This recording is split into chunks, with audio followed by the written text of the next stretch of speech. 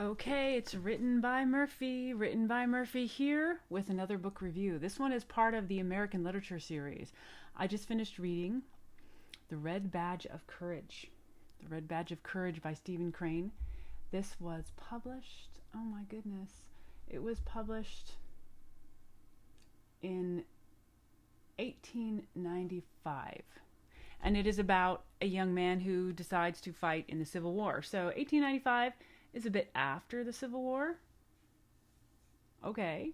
But it's still a good story, living very, very strongly in the American memory. So this is a very, very lovely little novel. I'm sure everybody's like heard of it. It was made into movies and stuff, but it's just kind of kicking around. And it's probably brought up in a lot of literature classes, American literature classes. Now, it's known for its own style. Stephen Crane, he sadly died really young. He was 29. 29, is that right? I think so, yeah. How sad. So kind of like, that adds extra sentiment to the reading of this book. Like, oh, what he could have done if only he had lived longer. The story is what I would call a very boy story because it's about war. That's really very much a boy story. But it reminds me a bit because unlike some of the beautifully descriptive stories that I've talked about before, such as the Last of the Mohicans, where there was a lot of description of the woods and nature and the essence of the people was supposed to be brought forward. This really went into the mind of the protagonist, Henry.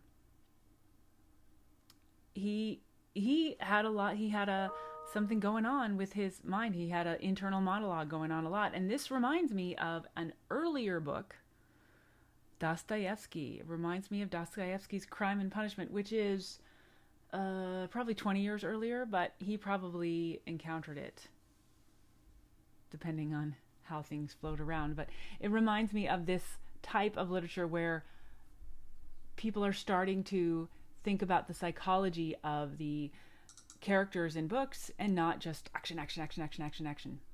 So this is a lovely, very, very American, American literature. This is an American book because it's this boy deciding he's an ordinary guy. He leaves his mother because he wants to be a hero. I find it really interesting in the beginning. He's acting like a person raised in, who would be a teenager in the time of the Civil War. He could read, right? So what he read were the heroic stories of Greece. And he's like, oh, I love these stories of the heroic epics of Greece, and people just aren't like that anymore. And so when he gets a chance to join a war, he's like, yes, I'm going to go do that. I'm going to go be a hero. Because that's his stories. The heroic epics of Greece were to the 1860s teenagers what Marvel superheroes are to current teenagers. This is the apex. This is the pinnacle. Go be brave. Go find your heroic essence and be a man. So he's like, I'm going to be a man. And he runs off to war. And he experiences what it's like. And it's not really as heroic as he thought. The other thing about it being American is the people are talking to each other and they're not being heroic. They're not being magnificent and they're not being all, high flying. They're just people. And they kind of talk smack. They're like, yeah, we're going to beat them. We're going to beat up the other side and we're going to be brave and just let me at them. Right? So they're very kind of ordinary. And they also talk about cussing. They don't really cuss too much, but they talk about, they don't actually say the words much more than damn and hell, I think, or by God, perhaps. But this is more than is common. This is not high literature. This is American literature. And so I liked the earthiness of it. I like that he discusses what he finds at the battle. He finds bodies. he finds wounds, he finds decaying bodies, and he's sort of horrified, but that's the reality. And to me, I think Americans are more willing to discuss that, or at least maybe this time in history. I found that interesting. I found that earthy. My country will talk about it, will let us be decaying corpses and having fights.